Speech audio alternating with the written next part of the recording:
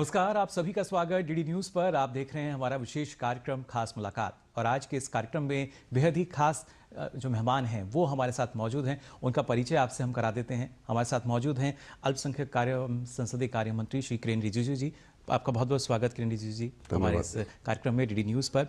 Sir, सबसे पहले समझना चाहूँगा आपसे, जब हम अल्पसंख्यक कार्य मंत्रालय की बात कर रहे हैं, क्या उद्देश्य हमारे हैं, क्या मैंडेट है जिसको लेकर लगातार जो मिनिस्ट्री है हमारी वो काम कर रही है? देखिए, अल्पसंख्यक विकास के लिए मंत्रालय जो बनाया वो बहुत देर से बनाया। शुरू में तो ऐसे नहीं थे जी। सोशल जस्टिस, ये सारा चीज़ वेलफेयर मिनिस्ट्री में आते थे जी। बाद में वेलफेयर से सोशल जस्टिस, फिर ट्राइबल अफेयर्स, फिर एम्पावरमेंट, माइनॉरिटी अफेयर्स, ये सब अलग अलग ब्रांच बने हैं। जी। माइनॉरिटी वेलफेयर मतलब क्या है? वैसे तो हर एक हिंदुस्तानी है, हर एक भारतीय है जी, सबका विकास होना चाहिए।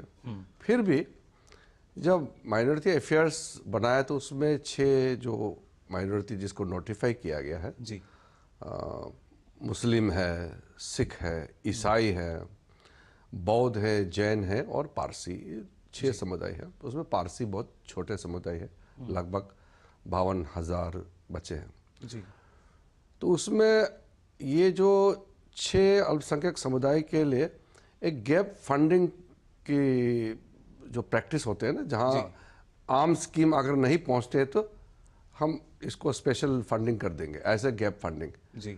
ऐसा दृष्टि से ये काम कर रहे हैं। और उसके अलावा कुछ रेगुलेटरी काम होते हैं जी। जैसे हमारा माइनॉरिटी कमीशन है, तो नेशनल कमीशन फॉर माइनॉरिटीज़, फिर माइनॉरिटीज़ का कोई अगर ग्रीवेंसेस है जी, तो वो वहाँ अपील कर सकते हैं। और फिर माइनॉरिटी का अवेयरनेस के लिए माइनॉरिटीज़ को किस तरह से एक साथ जुड़ना है, ये सब वेलफेयर काम भी कमीशन से भी करते हैं। फिर उसके अलावा हमारे जो दृष्टि से मैं जो मानता हूँ, ये जो बेसिक वेलफेयर स्कीम जो चलाते हैं या हम गैप फंडिंग करते हैं, कई कार्यक्रम चलते हैं जी। सबसे महत्वपूर्ण ये है कि सब माइनॉरिटी कम्युनिटी 6 समुदाय को एक साथ ले करके मेन स्ट्रीम देश हित में कैसा जुड़ना चाहिए, ये मैं मानता हूँ इसको बल देना चाहिए और मैं ये कर रहा हूँ। यानी इस दिशा में हम आगे बढ़ रहे हैं। बिल्कुल बिल्कुल। लेकिन इसके साथ साथ अगर हम देखते हैं पिछले 11 वर्षों की अगर हम बात करें तो किस तरह के इनिशिएटिव, किस तरह के जो महत्वपूर्ण कदम हैं, जो प्रमुख खासतौर से अगर देखा जाए पहले हैं, वो की गई हैं? पहले और बाद में अंतर बेसिकली मैं शॉर्ट में बताता हूँ। जी। पहले पीस मिल में अप्रोच करते थे, कुछ देखा, कहीं ज़रूरत पड़ा तो उसके लिए एक स्कीम लॉन्च कर दिया। तो प्रधानमंत्री मोदी जी ने एक प्रधानमंत्री जन विकास कार्यक्रम एक टोटलिटी में एक शुरू किया, जिसमें जैसे स्किलिंग एजुकेशन में आपको सपोर्ट करते हैं, स्किलिंग में आपको ट्रेनिंग दिलाते हैं जी। कई इस तरह का जो कार्यक्रम, उसको एक अम्ब्रेला स्कीम प्रधानमंत्री जन विकास कार्यक्रम हम लोगों ने शुरू किया। और दूसरा है जो इंफ्रास्ट्रक्चर का काम है जी। वो बहुत महत्वपूर्ण है, वो प्रधानमंत्री जन विकास कार्यक्रम है जी। PMJVK हम जो बोलते हैं। तो PMJVK में हम इंफ्रास्ट्रक्चर में सपोर्ट करते हैं, जैसे माइनॉरिटीज़ का कोई स्कूल बनना है, हॉस्पिटल बनना है, पानी पीने का कोई कमी है, लाइट जलाने में कहीं प्रॉब्लम है, या कहीं एक खेल के लिए कोई स्पोर्ट्स का छोटा सा सुविधा चाहिए जी। या आपका गांव में कोई लाइब्रेरी हॉल बनाना है या कुछ टॉयलेट वगैरह, कई चीज़ होते हैं, उसको एक गैप फंडिंग के रूप में हम PMJVK से सपोर्ट करते हैं। और पहले शायद इसी की कमी हमें नज़र आती थी, जो इंफ्रास्ट्रक्चर है वो प्रॉपर नहीं था और उसी वजह से उस पर एक फोकस हम मान सकते हैं अभी है हमारा। अभी तो फोकस हो गया, जैसे मैंने कहा कि अभी हम बहुत ही फोकस अप्रोच से काम कर रहे हैं। तो जहां हमको लगा कि इंटरवेंशन जो है वो होलिस्टिक जहां होना चाहिए, वो जिस स्कीम हम चला रहे हैं, बड़ा स्कीम जो चला रहे हैं, वहां से हम लोग उसको सपोर्ट करते हैं। फिर इंटरप्रेन्योरशिप के लिए हमारा जो national minorities development finance corporation है, वहाँ से हम लोन देते हैं, सपोर्ट करते हैं। तो कॉमर्शियल दृष्टि से भी आगे बढ़ाने के लिए हम एक पैरेलल स्कीम चला रहे हैं, गरीबों के लिए अलग से स्कीम चला रहे हैं, स्किलिंग के लिए युवाओं के लिए हम चला रहे हैं। जैसे हमने अभी सिखों के लिए सिख कौम के लिए हमने बड़ा एक तो स्किलिंग कार्यक्रम चलाया। जी। लगभग 32,000 सिख युवा युवती इससे लाभ मिले और जॉब भी मिल गया। तो इस प्रकार से हम जगह जगह अलग अलग समुदाय के लिए, जैसे पारसी के लिए हमने जियो पारसी चलाया, जिसे पारसी का जनसंख्या जो लुप्त होने जा रहे हैं उसको रोकने के लिए और फिर से जनसंख्या को बढ़ाने के लिए। जी, लेकिन इसी कड़ी में जब हम हज यात्रियों की बात करते हैं या हज मैनेजमेंट की अगर बात की जाए, उसमें किस तरह का रिफॉर्म जो है वो हमने किया है, क्योंकि बड़ा बदलाव इसमें देखने को मिलता है। दुनिया में इस वक्त भारत जो है दूसरी सबसे बड़ी आबादी वाले मुस्लिम मुल्क है जी। इंडोनेशिया के बाद। और अगर अभी हम सेंसस अगर नया किया तो मुझे लगता है कि इंडोनेशिया और भारत में लगभग बराबर मुसलमानों का संख्या होगा। जी। तो इतना बड़ा मुसलमानों का संख्या है, तो यहाँ से जो हज जाते हैं ये हमारे लिए बहुत चुनौती है। साल भर उम्रा के लिए तो जाते रहते हैं, जी। लेकिन हज जो है वो एक पीरियड होता है, उसमें जो हज के लिए जाते हैं उसके लिए हमने ट्रांसफॉर्मेशन काम किया है। प्राइम मिनिस्टर साहब का कहना है कि हर एक भारतीय को, देश में हो विदेश में हो, कोई समस्या का हल अगर जरूरत है तो सरकार को आगे आगे करना पड़ेगा। तो हज के लिए हमने कई कार्यक्रम किए हैं, कई रिफॉर्म्स किए हैं, छोटे छोटे स्टेप से लेकर के बड़ा स्टेप। हम पिछली बार भी सऊदी अरब जाकर के आया, इंतज़ाम किया, और आज तक का हज का इतिहास में सबसे कम फैटेलिटी, कम लोगों का जाने गई है। जी। और इस बार का जो हज प्रिपरेशन के लिए मैं गई अभी सऊदी अरब में, हमने बायलैटरल MOU करके आया है। मुझे लगता है कि पिछली बार के हज से भी और ज़्यादा सुविधा और ज़्यादा हम मैनेजमेंट अच्छी तरह से कर पाएंगे।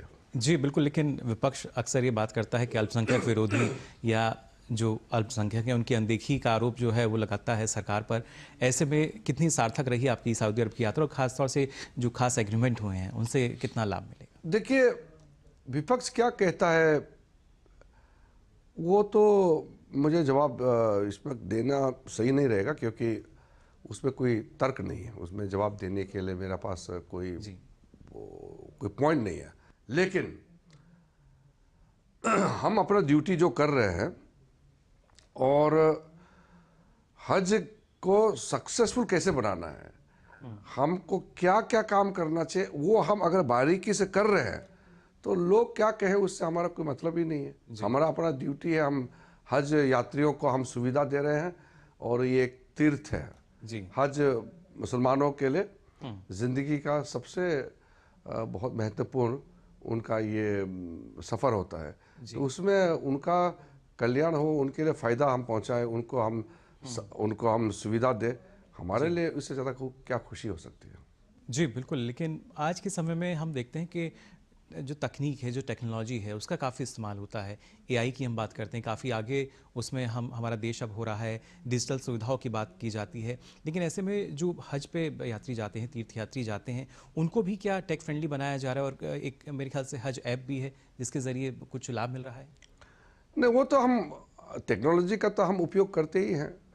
हमने कई टेक्नोलॉजी का उपयोग किया है, जैसे कि एक हज ऐप जो हमने सुविधा के लिए बनाया है। जी।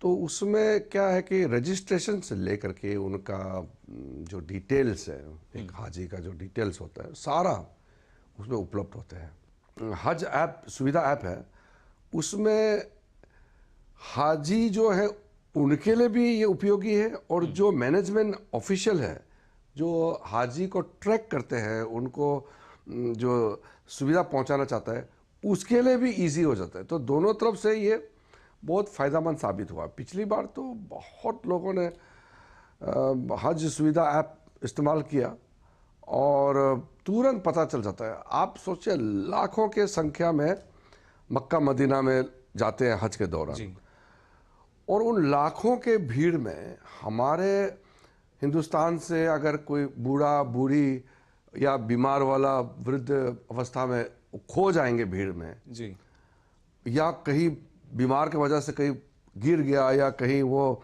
रुक गया, हम कैसे ढूंढेंगे? कोई किसी का ध्यान कौन रखेंगे? सब अपने अपने में है सब। इसलिए मैं चाहता हूं कि उस समय हमारा तुरंत पता लगे कि कौन हाजी इस वक्त कहाँ है।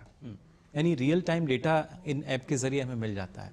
वो तो एकदम लाइव, एकदम मतलब ट्रैकिंग करते रहते हैं हमारे लोग, जी। मेडिकल टीम, सिक्योरिटी टीम और बाकी जो मैनेजमेंट में लगे हुए हैं। इसलिए पहले का हज और आज के हज में ज़मीन आसमान का अंतर है। और हमारे सरकार के समय में जो हमने हाजियों के लिए जो काम किया, मैं मानता हूं कि ये दुनिया का जितने भी देशों ने काम किए हैं उनमें से सबसे बेहतरीन इंतज़ाम जो है वो भारत का होगा। जी, और उसी में तकनीकी रूप से हम लगातार उनकी मदद भी कर रहे हैं। लेकिन सर, इसके साथ साथ जो खासतौर से मंत्रालय हमारा है, वो हज का जो प्रोसेस है, जो पूरी प्रक्रिया है, उसको इंक्लूसिव बनाने के लिए, क्योंकि जैसे आपने जिक्र किया कि महिलाएं जा रही हैं, बुजुर्ग जाते हैं, या खासतौर से वो जो कि पहली बार यहाँ यात्रा कर रहे हैं, उनके लिए क्या कुछ हम लोग करते हैं? मेरे मंत्री बनने के बाद अल्पसंख्यक मंत्रालय में जी। एक पहला कदम उठाया कि जो 65 साल से ज़्यादा उम्र वाला जो भी हाजी जाते हैं उनके लिए कंपेनियन का जी। हमने प्रावधान किया, क्योंकि हमने ये पाया पिछली बार जो 208 लोगों के जाने गई है उसमें से लगभग सब लोग वृद्ध थे। जी। और अपर एज जो लिमिट 70 साल से आगे या 65 साल से आगे उसमें थे। तो उसको, और इस वक्त जो हज के समय में बहुत गर्मी होती है, और आपको शायद नहीं मालूम होगा हज के समय में इस वक्त जो हज चल रहा है और आने वाला 2-4 साल तक ये चलेगा, ये कैलेंडर जो है जी। 54-55 डिग्री सेल्सियस तक मक्का मदीना में पहुंचते हैं, जद्दा से लेकर के आगे चलते हैं तो। और ये क्योंकि ये सागर के पास में है तो जो फील लाइक है, एक्चुअल जो गर्मी है वो 70 डिग्री सेल्सियस से आगे होता है। जी। फील लाइक जो एक्चुअल गर्मी होता है तो 54 डिग्री सेल्सियस, फील होता है 70 महसूस या 71 महसूस। जी। तो उसमें अगर आप कमज़ोर हैं शारीरिक रूप से या मानसिक रूप से या कोई बीमार का वजह से आप कमज़ोर हैं तो फिर आप बहुत खतरे में हैं, मौत भी हो सकते हैं। तो इसलिए हमने 65 साल से ऊपर वाला के साथ में एक कंपेनियन को कंपल्सरी किया है। जी। फिर हमने सिक्योरिटी संख्या बढ़ाया है, जो यहाँ से मेडिकल सर्विस के लिए टीम जाते हैं उनका संख्या बढ़ाया और उसका अच्छी तरह से ट्रेनिंग करके हर एक हाजी का समय पे चेकिंग होना, दवाई देना, और वहाँ हमारा मेडिकल टीम पूरा रेडी बैठा हुआ है। जी। जिस समय ज़रूरत है उस समय दवाई मिलना चाहिए या सहायता मिलना चाहिए। तो मैं तो महसूस करता हूँ कि करोड़ों मुसलमानों का दुआ शायद मुझे फ़ायदा मिलेगा, क्योंकि मैं कई लोगों के जाने अच्छा कर्मों की वजह से बच्चे हैं और उनका तमन्ना पूरा करने में हमने मदद की है। और हज के लिए जब जाते हैं कोई भी तो उसका जीवन का बहुत बड़ा तमन्ना पूरी होती है। तो उसमें मैं मानता हूँ कि मोदी जी का आशीर्वाद से मुझे ये पुण्य काम करने का मौका मिला। और हज में हमने बहुत तकनीकी रूप से हो या मानव दृष्टि से भी हो, किसी भी रूप से हो, हमने काफ़ी सुधार लाया है और उसका फ़ायदा सीधा सीधा हाजियों को मिला है। जी, और ये तो एक बहुत बड़ा लाभ है कि विपरीत परिस्थितियों में भी आपकी सहायता के लिए कोई वहाँ पर मौजूद है। लेकिन सर, जब जो हज यात्री हैं उनके लिहाज से अगर देखते हैं तो उनका एक मानना रहता है कि कैसे इसको अफोर्डेबल हम बना रहे हैं, ट्रांसपेरेंसी इसमें रहे, और सेफ्टी जो पॉइंट है एक उनका इससे जुड़ा रहता है, उसके लिए क्या कुछ कदम हमने उठाए? वो देखिए, जो टूर ऑपरेटर्स होते हैं, हज कमेटी ऑफ इंडिया के माध्यम से जो हमारा टूर कंडक्ट होता है, और दूसरा होता है प्राइवेट टूर ऑपरेटर्स। वो 30% प्राइवेट करते हैं और 70% हज कमेटी ऑफ इंडिया के माध्यम से हज कंडक्ट करते हैं। जी।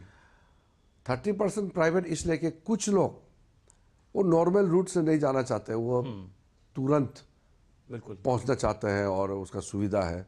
तो ये भी तो मौका देना चाहिए। डेमोक्रेसी में हम सबको तो एक साथ तो सूत्र में बांध के तो नहीं रख सकते। अगर किसी का कोई चाहत है कुछ एक्स्ट्रा पेमेंट दे करके अगर कहीं वो है तो, या कोई बीमार है उसको कोई चार्टर्ड एयरक्राफ्ट से जाना चाहता है तो हम मना नहीं कर सकते। जी, जो जिसकी स्वेच्छा है वो। हाँ, जो चार्टर्ड एयरक्राफ्ट से अगर कोई सीधा सऊदी अरब जाना चाहता है, वहाँ अगर बंदोबस्त हो जाता है तो उसके लिए भी हमने छूट दिया है। मगर मेजॉरिटी हमने गरीबों के लिए, गरीब मुसलमान जीवन का अपना कमाई को खर्च करके जमा करके हज के लिए जाता है जी। तो ये हमारा दायित्व बनता है कि उसको कोई तकलीफ नहीं होना चाहिए और हज पूरा करके हिंदुस्तान वापस आने तक का जिम्मेदारी हमारा है। जी बिल्कुल, लेकिन क्योंकि सऊदी अरब की यात्रा ये पूरी रहती है, दूसरे देश में जाना, और पीएम मोदी के नेतृत्व में हमने देखा है हमारी विदेश नीति काफ़ी बेहतर रही है। आपकी जो यात्रा रही थी सऊदी अरब की, उसके बाद से अगर देखा जाए किस तरीके से ऑन ग्राउंड जो व्यवस्थाएं हैं सऊदी अरब में वो यात्रियों को मिलती हैं और किस तरह की सुविधाएं और वहाँ पर हैं? देखिए, सऊदी अरब ने काफ़ी हाईटेक में लेके गए हैं और जो प्रेजेंटेशन मैंने देखा है पिछली बार भी और इस बार भी, और जो हाजी का जो ओवरऑल सुविधा के लिए उन्होंने भी कई काम किए हैं, लेकिन एक टेक्नोलॉजी का भी एक लिमिटेशन है हज में, क्योंकि वहाँ जो कोर हज के समय में जो करना होता है, आप जो अराफात में जाना होता है, मीना टेंट में रहना, उसका एक सिस्टम है, वो ब्रेक नहीं कर सकता है जी। और ज़्यादातर हमने पूरा समय पे काम करके वहाँ जो मशायर है वहाँ पे ज़्यादा लगभग 90% हमको वहाँ जगह मिला है। ये कम देशों को मिलता है। जब वहाँ सिलेक्शन करता है एकोमोडेशन के लिए और बाकी चीज़ों के लिए, तो हम अपना टीम को समय पे हम तैयारी कर देते हैं ताकि हम पीछे ना हटे। तो ये हम करते हैं और सऊदी अरब भी बहुत नए नए रूल लाते रहते हैं जी। हम भी उसको एडजस्ट करते हैं। जी, लेकिन जब इतनी बड़ी संख्या में जो हज यात्री हैं वो जाते हैं अपनी तीर्थ यात्रा पर और सरकार की तरफ से हर स्तर पर उन्हें सुविधा दी जा रही है, सहायता दी जा रही है, लेकिन इसके बाद भी अगर किसी तरह की कुछ शिकायतें मिलती हैं तो क्या कुछ जो मंत्रालय है वो कर रहा है?